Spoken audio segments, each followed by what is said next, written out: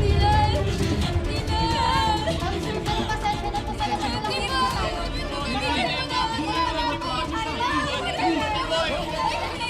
Dito lang naman po kami. Hindi pa kailangan po namin makita yung kaibigan. Pasensya na po talaga. Pasensya na po. Ate!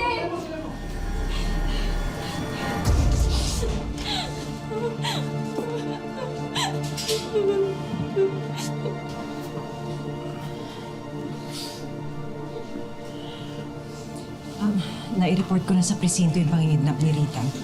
Sasabihan ng ibang pulis yung mga karate presinto. Sa-set up sila ng checkpoint. Pinuspone na rin muna yung competition dahil alam na nila yung nangyari kay Dylan.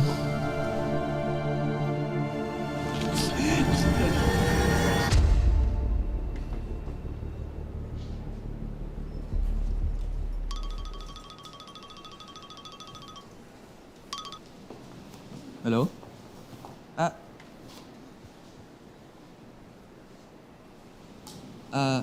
Ma'am Claudia? Pasensya na ho. May tatanong lang ho sana ako. Yung pangalan po ng biological father ko. Nick De La Paz. Iba yung alam kong naging boyfriend niya. Si Nick De La Paz. Nick De La Paz.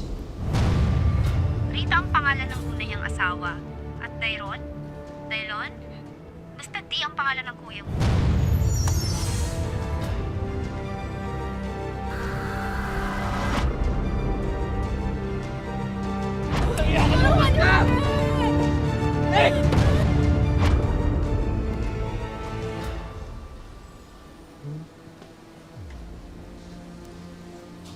Victor, ano nalagay ng pamangkin ko? Si Dylan, ano na? Inoobserbahan pa ng mga doktor eh. Wala pa kaming balita. Dapat si Nick na lang ang nadisgrasya eh. Nurse, tama na.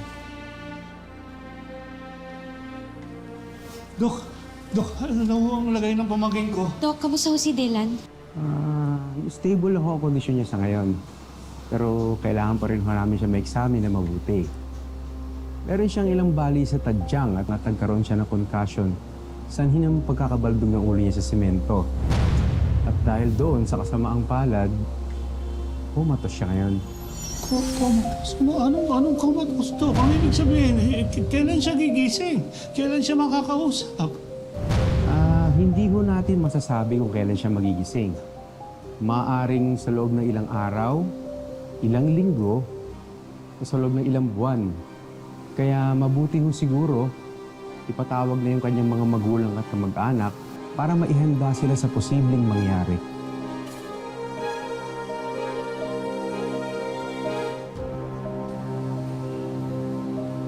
Salamat. Mauna na po ako.